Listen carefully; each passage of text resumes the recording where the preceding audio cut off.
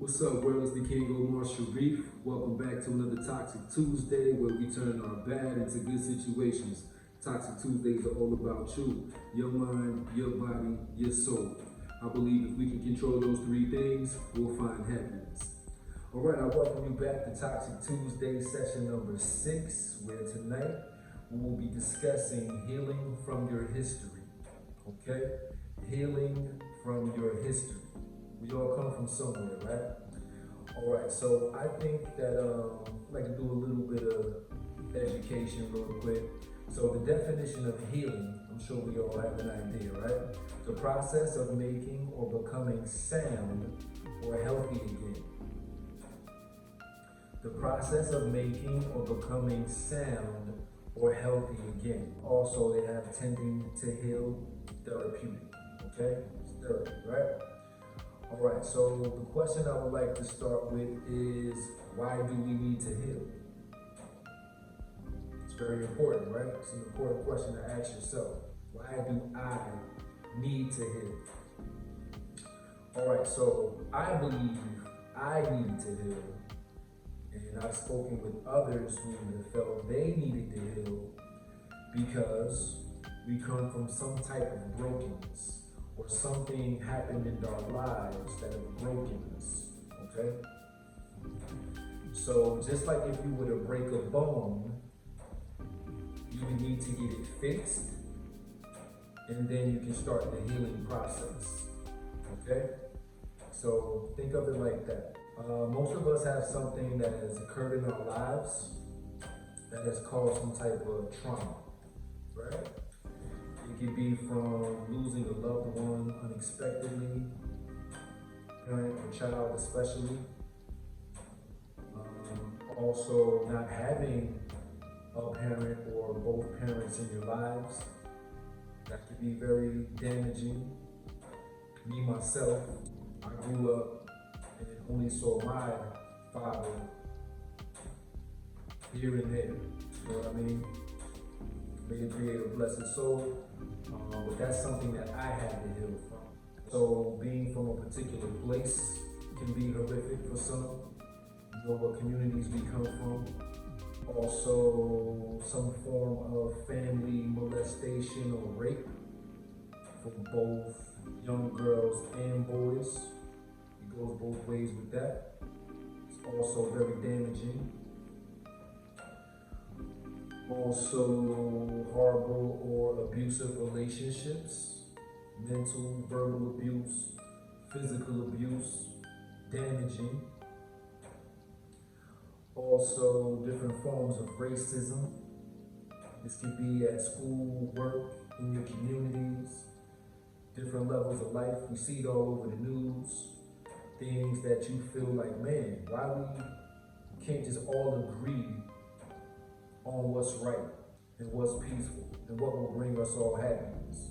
It just doesn't work like that, unfortunately, right? So that's some more damage that can be done to you, especially for a lot of our grandparents and great-grandparents and their parents. We can keep going back on and on, damaging. Growing up in foster care or some type of adoption system also can be very damaging. And all those things, I'm sure there's more that I've left out, right? That you can think about as I was speaking. But oftentimes, instead of really trying to dig deep down and identify what makes us react to certain things or what makes us feel certain ways or uncomfortable about certain things, oftentimes we try to smoke away the pain, drink away the pain, whether you realize you're alcoholic or not. We try to pop pills to cover up the pain, anything to medicate ourselves to get over whatever brokenness has occurred in our lives. Okay? All that's traumatizing to your mental. Over time, that'll be traumatizing to your physical. It's very stressful. You know, stress is not good for your body. It's crazy how you can be so saddened and so hurt by something, and it takes a physical toll on your body. You know what I mean? That's very damaging. So think about whatever you keep to yourself and you don't share with people. You gotta identify that. So now we're gonna go into the identifying part of it. So being able to see what the issues are extremely important. When I talk to people or think about my own experiences, they're often buried way back in the back of our brains because we don't want to think about it because it hurts. It's easier to just go on about your day not thinking about something that's painful, right? You have a better chance of being happy that day. But these situations, they just pop up when you don't realize why they are. Or you're not connecting the dots to the brokenness that occurred in your life. You just kind of continue to go through each day, each month, each year, and put it in a very dark room. It never shines any light on. Okay? So another thing that we can do is, if it is a family member or somebody that we trusted before the trust was broken, because when we're children, we have that innocence. We're born with innocence. But depending upon our surroundings and our different situations, that's when that innocence can become something else. You know what I mean? So if it is a family member that did something to you or somebody that's dear to your heart, oftentimes you don't want to get that person in trouble. You don't want to expose that individual for who they are. And these are poisonous people who then have the opportunity to do it to somebody else.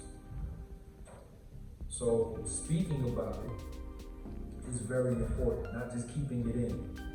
With that, we go into releasing and recovering.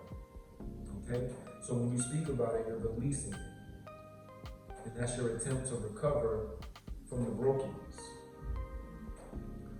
All of that pain needs to be released, whether through therapy or through someone you can trust, with sharing that information with. Okay? And please share that with your children because they get taken advantage of. Because they're so small, because they're not so believable. I couldn't imagine something like that happening to my children. So as parents, it's our duties and jobs to fill them with light, to fill them with love, and to make sure they feel comfortable with speaking about whatever possibly could happen. Okay? You don't ever want them to feel like, oh, I can't say something about uncle or auntie or mom or dad or whoever because it's an uncomfortable situation. Okay? So you really gotta address it. So being able to realize that is very crucial. And also in the recovery process, you have to give that some time. So releasing it can lift a big weight off of you, but it's not something that's just gonna happen overnight. So you have to keep working on it. Speak about it until you feel free within yourself. And when it comes to family, it's good to open up to your family. Those are your loved ones, right? Some will understand, some of them won't understand. But by speaking on it, at least they know exactly where you stand in life and whatever damage may have been caused. And then again, the truth will always come to light, especially in tender situations like that. These are things that are hidden. These are things that we keep as secrets. And like I mentioned, they'll give you a huge relief once they're spoken about. Also, another thing, being bold enough and being courageous enough to tell your story to someone else could be huge for them because they can identify and relate with you through your experiences. So that's why it's good to speak and share things, because somebody can draw strength. Like, oh man, I went through that same thing. How are you dealing with it? What do you do to get through it? Who do you talk to? There's strength in that. You know what I mean? And I'm always believe that what we learn, what we know, should always be shared and expressed and passed along to others. Okay? So once we do, or we go through the brokenness, and oftentimes this is going to happen at some point in your life, whether as a child or as an adult. Then you identify what's broken. Then you attempt to release what's broken so you can then recover from what's broken. So that's the release and recovery. And I believe the final step in this would be a huge one, which is forgiveness. So forgiving somebody that meant to do harm to you can be hard. Forgiving someone that broke trust because they touched you, they crossed the line, weren't there for you when you needed them most. Knowing that you've been there for them. That forgiveness is major because it then will allow you to truly escape that dark room for good. So I briefly touched on my father not being there. And let me tell you, I've been blessed to have a great grandfather. I've been blessed to have a great stepfather who's been in my life since a young boy. I was still raised by my grandparents. But it took me a long time to forgive my father for not being there. It took me a while, probably well into my 20s. And he was still alive, and I just had to think about him as an individual, him as a man, and his experiences in life. And not to make excuses, you know, I'm gonna be there for mine. But at some point, it just allowed me to say, I don't have this holding me down anymore. So once I truly forgave him for his absence, I looked at his situation and my situation, and it just allowed me to be free. And that animosity that I was holding, the grudge and the bitterness, I was able to just release. And I felt so good afterwards. You know what I mean? When birthdays came around, or holidays, or his birthday, or whatever the case may have been, it gave me some freedom within myself. So that was just one of the things how I was broken in my life. So once you identify what you're broken, how you're broken, try to take those steps, no matter how long ago it was. It could be something that happened when you're 5, but you could be hanging on to it at 50. You know what I mean? So having true forgiveness really means a lot. It's really good for your health.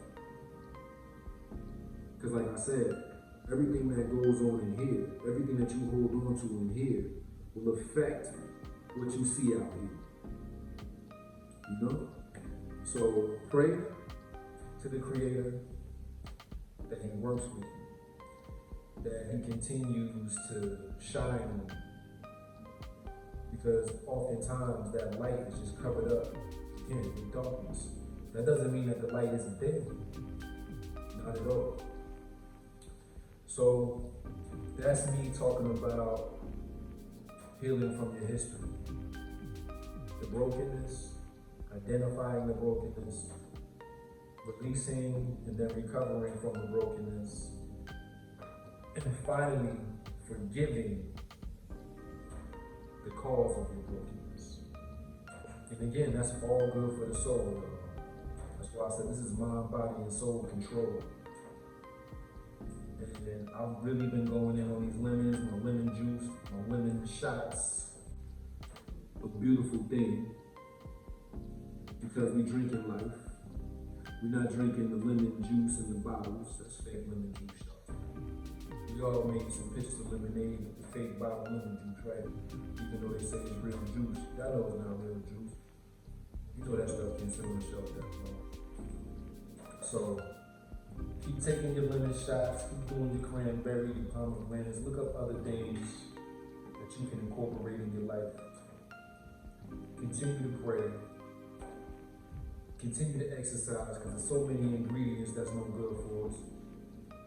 All kinds of dyes and BHA, things that we've been drinking forever, eating forever. That's why stuff like this is important. Be life, y'all. Live longer. Be stronger. Avoid the cancers. Avoid the heart disease. Avoid the diabetes. So this glass I'm gonna raise again in the hopes that we're able to be healed from our brokenness. Right? So to healing, here we go. I testify that I am the realest. Survived the jungle, split back gorillas. I'm feeling good and turned off the bad switch. Now look, be giving you magic. I really don't need to drink the water, but I will. Just to wash it down, dilute it just a little bit.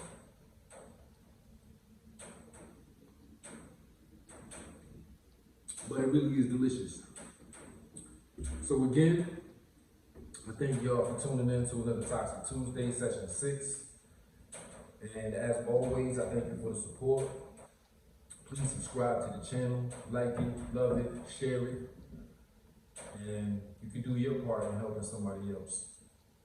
If y'all ever want to chat, talk, and build, we can do that as well. You hit me on my Facebook, Omar Sharif. You can hit me on my Instagram. I am a man of God, and on no more I will deliver. Can fly so high and walk a river, surviving tricks these woman wizards. Over your head, keep angels over my baby's bed, and underneath have a lot of bread. Gotta bake a whole lot before the chef is dead.